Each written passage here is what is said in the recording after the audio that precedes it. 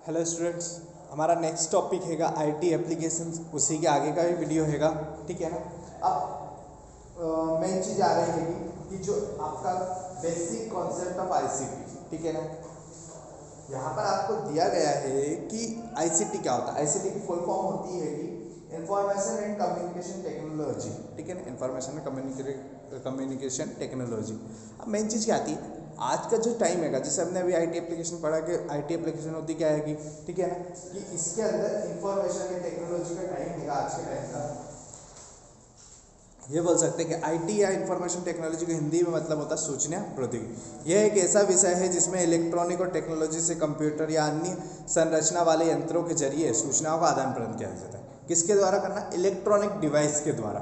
Computer हो गए, mobile हो गए, इनके द्वारा डाटा का ट्रांसफ़र करना इधर से उधर, डाटा में बदलाव करना, चेंजेस करना, संग्रह आदि मतलब स्टोर करके रखना, ये सब किसके द्वारा हो रहा है? आज के द्वारा आईटी एप्लीकेशन के द्वारा। अगर आईटी एप्लीकेशन है तो सारी चीज़ें पॉसिबल है आज के टाइम पर ऑनलाइन। हम बोल रहे हैं ना कि आजकल सारा काम ऑनलाइन हो गया है, ठीक है। किसके बिहाफ पे? ओनली आईटी एप्लीकेशंस के बिहाफ पर ही सारी चीज़ें क्या हो गई है? ऑनलाइन, या फिर ये बोल सकते हैं कि चेंजेस हो गई हैं। अब नेक्स्ट टॉपिक की बात करते हैं कि इन्फॉर्मेशन टेक्नोलॉजी में कई चीज़ें शामिल होती है, जिसमें किसी सिस्टम की सभी शाखाएं जैसे hardware, software, operating system, application, database, storage, server आदि शामिल होते हैं, और इनका इस्तेमाल किसी फंक्शन को पूरा करने के लिए किया जाता है। जिसके आज के समय कई उदाहरण है। वर्तमान समय में कई बिजनेस और हमारा समाज इंफॉर्मेशन टेक्नोलॉजी का उपयोग कर रहा है। टेक्नोलॉजी के द्वारा कई बिजनेस मॉडल और कॉन्सेप्ट ने नई क्रांति ला दी। बहुत सी कंपनियां या संस्थानों के अपने आईटी डिपार्टमेंट होते हैं, ठीक है ना। सब बड़ी बड़ी कंपनियां, सबके अपने अपने आईटी डिपार्टमेंट होते हैं, जिसमें हम कंप्यूटर, नेटवर्क, डाटा और उनके बिजनेस से संबंधित टेक्नोलॉजी आदि को मैनेज किया जाता है। कंपनी द्वारा इंफॉर्मेशन टेक्नोलॉजी का उपयोग काफ़ी बढ़ गया है। कंपनियां अपना बिजनेस को बढ़ाने, ग्राहकों को बेहतर सेवा देने इंफॉर्मेशन टेक्नोलॉजी का उपयोग कर हमारे आसपास मौजूदा बहुत से डिवाइस जैसे लैपटॉप, स्मार्टफोन, जिनके द्वारा अन्य डिवाइस भी आईटी एप्लीकेशन शामिल है। अब आज के टाइम पर क्या होगा कि सारी एप्लीकेशन, सारी कंपनियाँ क्या कर रही है कि बड़ी बड़ी एप्लीकेशन बना रही है। हर कंपनी अपनी एप्लीकेशन बनाती है, अपना सॉफ्टवेयर बनाती है, जिसके द्वारा कस्टमरों को अट्रैक्ट करना, उनको जानकारी देना सबके। और बहुत सारी कंपनियों के खुद के आईटी डिपार्टमेंट भी, और कुछ ऐसी कंपनियां आएगी जो ये फैसिलिटी दूसरों को प्रोवाइड करती हैंगी, ठीक है। तो आज के टाइम पे बहुत सारी चीज़ें चेंजेस हो चुकी है। इन्फॉर्मेशन टेक्नोलॉजी के जरिए ही हम किसी इलेक्ट्रॉनिक डिवाइस से दूर लोगों से बातें कर सकते हैं, वीडियो कॉल कर सकते हैं, खबरें देख सकते हैं। सोशल नेटवर्क प्लेटफॉर्म से हम ऑनलाइन एजुकेशन, मोबाइल फ़ोन, आधुनिक मनोरंजन के साधन, वीडियो गेम, आर्टिफिशियल इंटेलिजेंस आदि के रूप में हम इंफॉर्मेशन टेक्नोलॉजी का उपयोग करते हैं, ठीक है ना। डाटा का मैनेजमेंट जैसे फ़ोटो, वीडियो या अन्य फाइल को मैनेज करना भी आईटी में शामिल है। इसमें इंटरनेट से संबंधित चीज़ें भी शामिल होती है, जैसे क्योंकि इसमें इंटरनेट डाटा का आदान प्रदान किया जाता है। हम इंटरनेट से सिंपल सी बात में बात करता हूँ तो आप जितने भी फंक्शन करते हो सब आईटी एप्लीकेशन में आते हैं। ऑनलाइन जितने भी फंक्शन होते हैं सब क्या होते हैं? आईटी एप्लीकेशन में ही आते हैं हमारे, ठीक है ना। अब यहाँ पर मूल रूप से आईटी के 3 प्रकार होते हैं, ठीक है। अब जो भी आईटी के हमारे 3 प्रकार टाइप्स दिए गए हैं वो हैंगे। पहला होता है ई गवर्नेंस, सबसे पहला पॉइंट होता है ई गवर्नेंस। दूसरा होता है ई कॉमर्स, तीसरा होता है ई लर्निंग। अब सबसे पहले हम ई गवर्नेंस पढ़ते हैं। ई गवर्नेंस का मतलब सभी सरकारी कार्यों को ऑनलाइन सर्विस के माध्यम से जनता तक आसानी से पहुंचाना। जितने भी गवर्नमेंट काम होंगे सभी को जनता तक, पब्लिक तक इजी तरीके से पहुंचाना ऑनलाइन तरीके से। ये किसका काम हैगा? ई गवर्नेंस, जिसमें सरकारी कार्यालय जनता दोनों के पैसे के और समय की बचत हो सके, बार बार आपको विभिन्न दफ्तरों के चक्कर न लगाना पड़े। सीधे शब्दों में कहें तो ई गवर्नेंस के तहत सभी सरकारी कामकाजों को ऑनलाइन कर दिया गया है, जिससे जनता घर बैठे विभिन्न कार्यों के लिए ऑनलाइन ही अप्लाई कर सकती है। सरकार की आम नागरिकों के लिए बहुत उपलब्ध सुविधा को इंटरनेट के माध्यम से उपलब्ध कराना ई गवर्नेंस या ई शासन कहलाता है, ठीक है। सरकार द्वारा अपनी पूरी जानकारी या फिर अपने कामों को ऑनलाइन करवाना, ये सब क्या हो गया हैगा, या फिर पब्लिक के लिए ऑनलाइन देना, ये सारी चीज़ें ई गवर्नेंस या फिर ई शासन कहलाता है। इसके अंतर्गत शासकीय सेवा और सूचना ऑनलाइन उपलब्ध होती है। भारत सरकार ने इलेक्ट्रॉनिक विभाग की स्थापना 1970 में की थी। 1977 में नेशनल इंफॉर्मेटिक्स सेंटर की स्थापना ई शासन की दिशा में पहला कदम हैगा, ठीक है ना। भारत सरकार ने इलेक्ट्रॉनिक विभाग की, इलेक्ट्रॉनिक डिपार्टमेंट की स्थापना कब की थी? 1970 में, और 1977 में नेशनल इंफॉर्मेटिक्स सेंटर बनाया गया था। आज भारत सरकार और लगभग सभी प्रमुख हिंदी भाषी राज्यों की सरकारें आम जनता के लिए अपनी सुविधा इंटरनेट के माध्यम से उपलब्ध करा रही।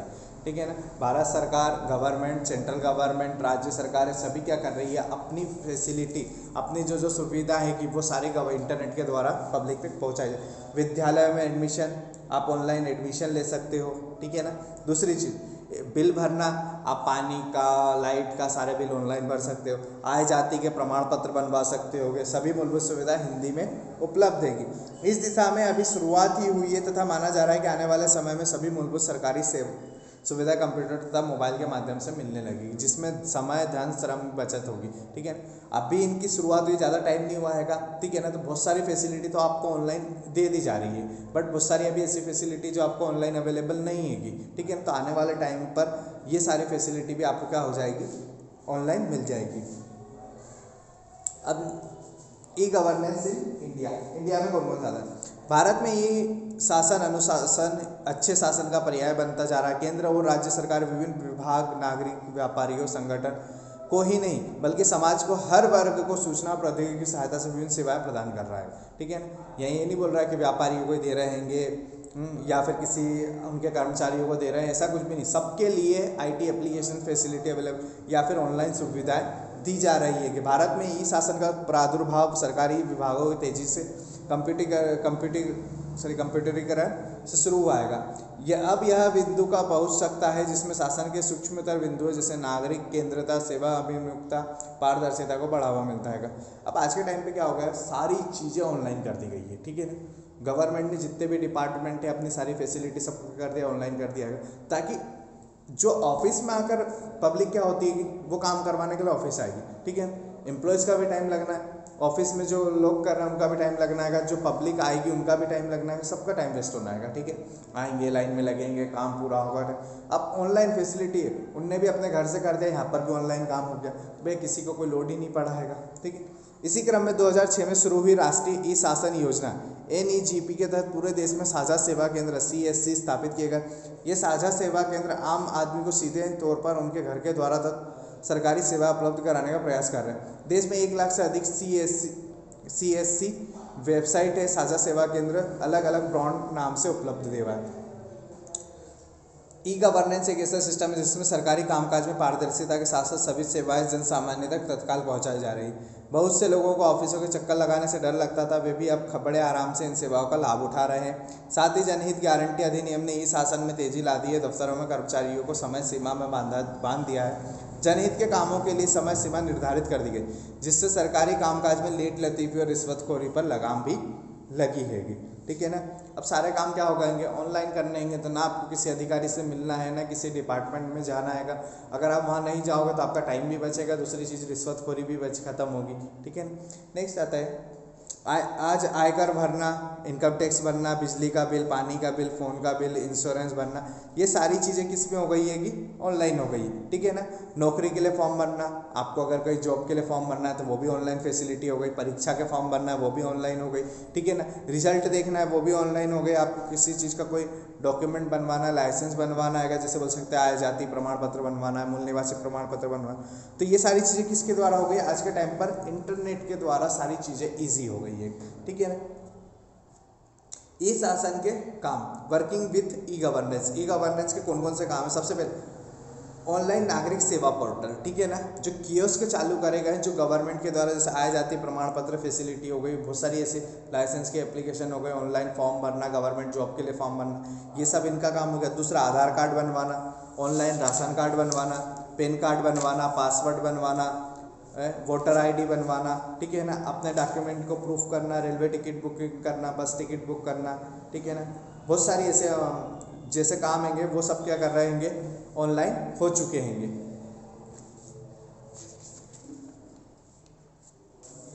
अब इसके एडवांटेज डिसएडवांटेज आप लोग कर लेना। नेक्स्ट टॉपिक क्या है, टाइप्स ऑफ ई गवर्नेंस, ठीक है ना। ई गवर्नेंस के टाइप कौन सा है?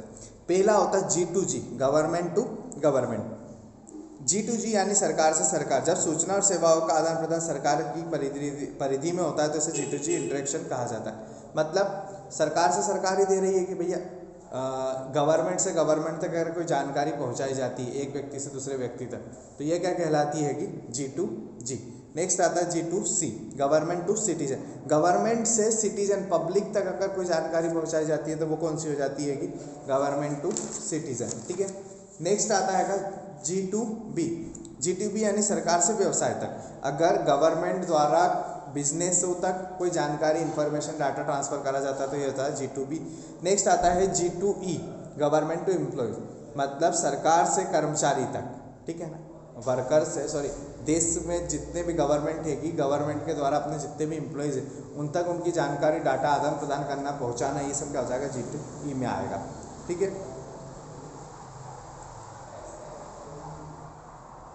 अब सबसे पहले स्टेजेस ऑफ ई गवर्नमेंट, पहला है कंप्यूटरीकरण। सबसे पहले तो भैया आपको अगर इन सब चीज़ों को, गवर्नमेंट को पूरी तरह से ऑनलाइन होना, तो सबसे पहले कंप्यूटरीकरण करना पड़ेगा आपको।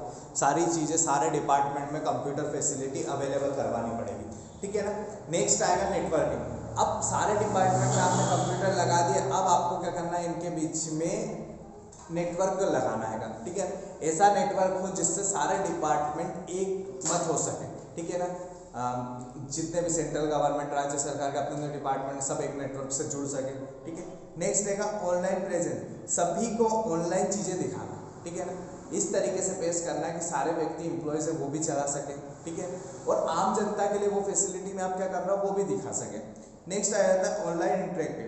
अब आपको ये करना है कि आपने चलो कंप्यूटरीकरण भी कर लिया, नेटवर्किंग भी कर ले, सबको जोड़ भी दिया आएगा, ऑनलाइन प्रेजेंस, आप ऑनलाइन हो भी सही।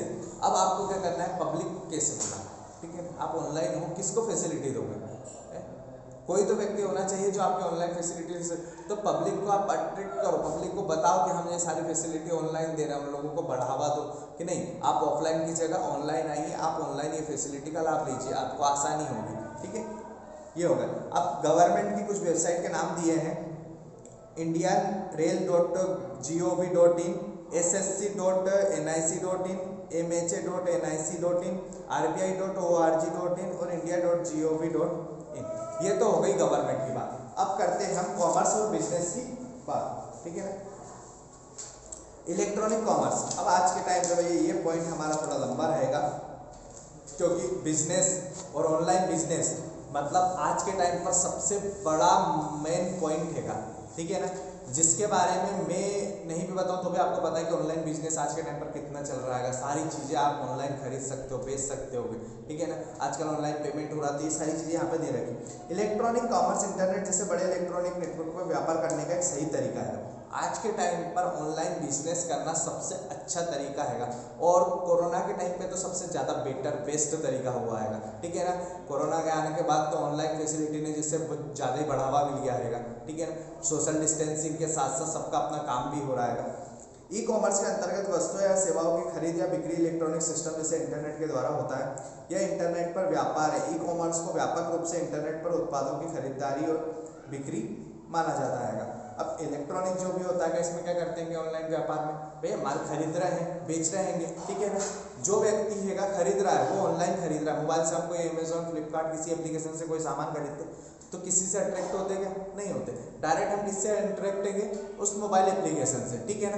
वो व्यक्ति हमसे अट्रैक्ट क्या नहीं हैगा, वो भी किससे अट्रैक्ट होगा, मोबाइल से। तो उसने वहाँ से जानकारी ली और हमने यहाँ से उसको जानकारी दी, उसने वो चीज़ हमें यहाँ पहुँचा दी।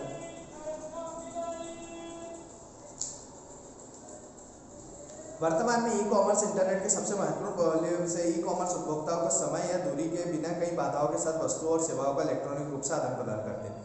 इंटरनेट पर सामान खरीदना बेचना ई कॉमर्स का सबसे लोकप्रिय उदाहरण है। इसकी शुरुआत 1960 के दशक से शुरू हुई थी। 1960 में स्टार्ट हुआ था ऑनलाइन बिजनेस, ठीक है, जब तक इंटरनेट भी नहीं चलता था। अब सोच लो आप उस समय से इन लोगों ने स्टार्ट कराया, तो अपने इंडिया में तो पॉसिबल नहीं था 1960 में, ठीक है ना, तो कहीं फॉरेन में ही स्टार्ट हुआ होगा। नेक्स्ट आते हैं भारत में, ठीक है ना। भारत में कब से स्टार्ट, वर्ष 2009 में भारत का ई कॉमर्स बाजार लगभग 3.9 अरब डॉलर था, जो 2013 में 12.6 अरब डॉलर रहा, ठीक है ना।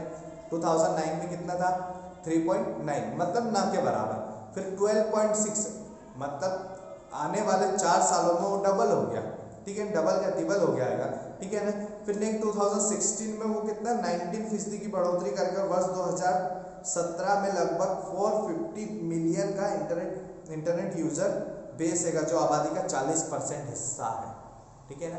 हमारी आज आबादी जितनी भी पॉपुलेशन उसका कितना 40% हिस्सा आज के टाइम पर किस में लगा हुआ हैगा, ऑनलाइन में, मतलब ऑनलाइन सेलिंग, ऑनलाइन बिजनेस में बोल सकते हैं आप। दुनिया में दूसरा सबसे बड़ा यूजर बेस बनने के बावजूद चीन 650 मिलियन आबादी का 48%, ठीक है ना, मतलब ऑनलाइन बिजनेस करने में चीन सबसे आगे है, जिसका कितना है 650 मिलियन, उनकी पॉपुलेशन का 48%, और हम कितने पोजीशन पे, सेकंड नंबर पर, जिसमें दिया गया 450 मिलियन, मतलब पॉपुलेशन का 40% हिस्सा।